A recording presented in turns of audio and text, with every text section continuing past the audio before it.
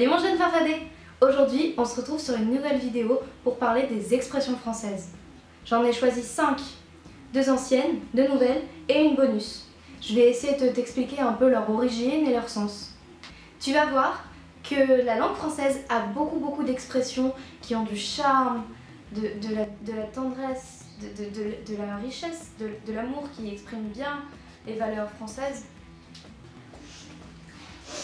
Alors c'est vrai que, par exemple, il y a une couille dans le potage, ou ça m'en touche une, ça m'en déplace l'autre. Quoi? Je dis une bêtise? Je dis une bêtise de Cambrai?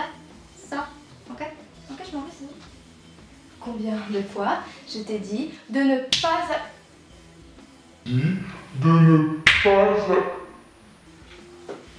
Ah bah tu vois le coup que tu viens de faire dans le mur là, juste là, bah ça t'a électrifié un peu le coude. Et bah c'est ce qu'on appelle coup du petit juif.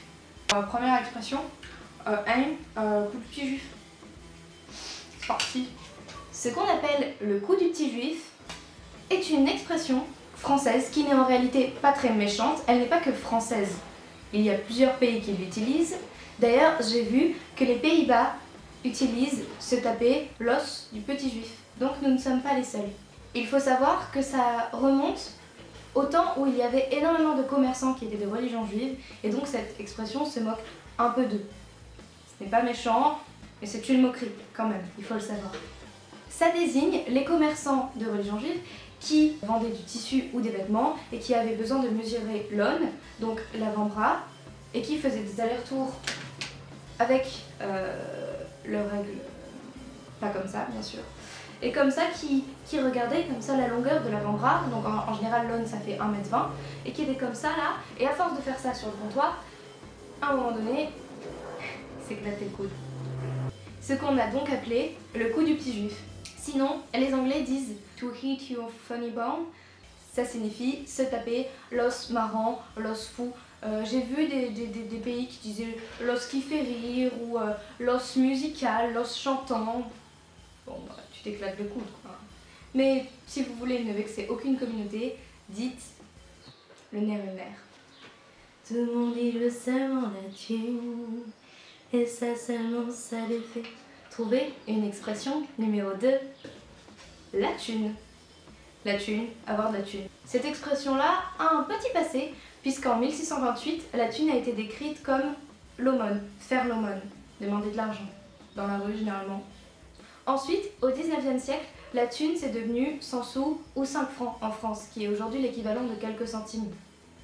Ça vient en fait du chef des mendiants de la cour des miracles, Tunis. Ça s'écrivait sans H, mais ça viendrait de lui. On pense donc que Tunis était le chef des mendiants de la cour des miracles, et la cour des miracles, qu'est-ce que c'est? C'était à Paris plusieurs lieux qui n'étaient pas forcément autorisés, où des mendiants trouvaient refuge. Et la nuit, on disait qu'ils disparaissaient par miracle, d'où la cour des miracles.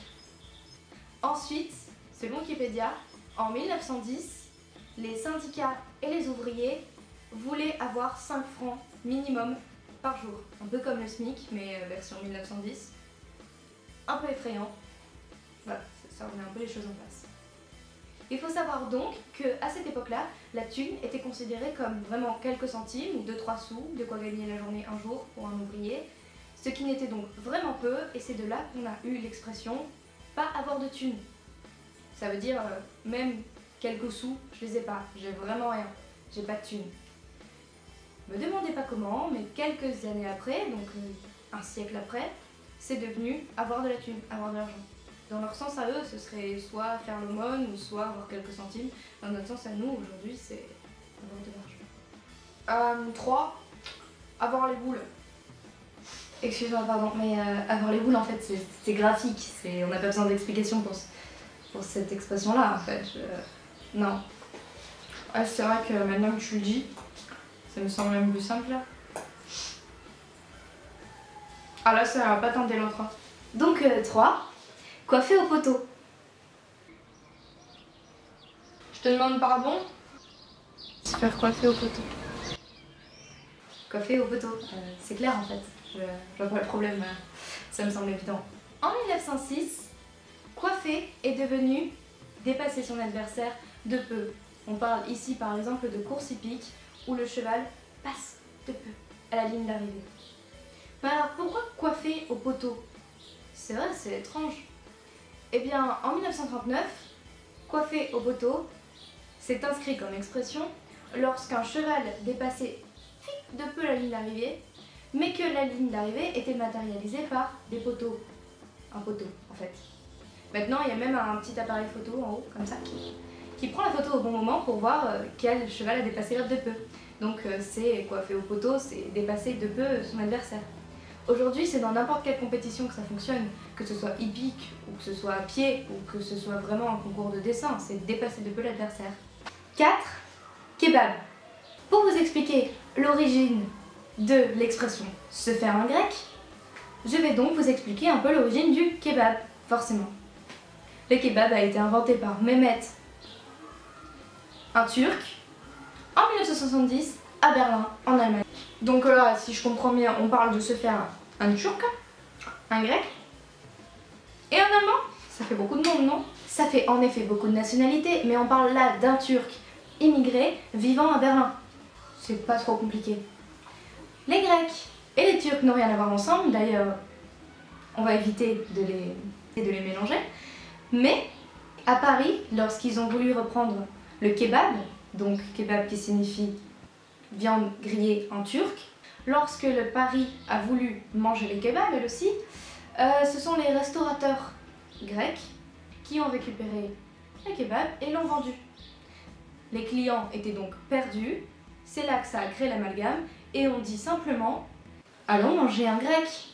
Puisqu'on va manger chez un restaurateur grec, le kebab est forcément grec. Pas du tout. C'est devenu aujourd'hui se faire un grec. Bah, maintenant, vous pouvez dire se faire un turc, hein, ce serait plus logique, mais bon. Petit bonus, c'est un mot coup de cœur un peu chez moi, puisqu'il a été utilisé pour plein d'expressions. C'est le mot une latte. Ouais, une latte, genre une latte de bois. Une latte, ça signifie aussi des chaussures à semelle plate, comme des Vans ou des Adidas. Ça signifie aussi donner un coup de pied et aussi tirer une latte, c'est tirer une bouffée de cigarette ou peu importe d'autres que vous voudriez fumer, par exemple tirer une latte de tapis. Et aussi, pour les Belges, une latte, c'est une règle. Il faudrait un emoji latte avec toutes ces variantes. Voilà, donc veillez à votre santé, à ne pas trop frapper des juifs, pas trop manger des turcs et surtout à mesurer avec des lattes. Voilà, alors on rigole, mais on voit pas le fond de la vidéo. Salut à tous et c'était la caméra. Bonne soirée. De ne pas...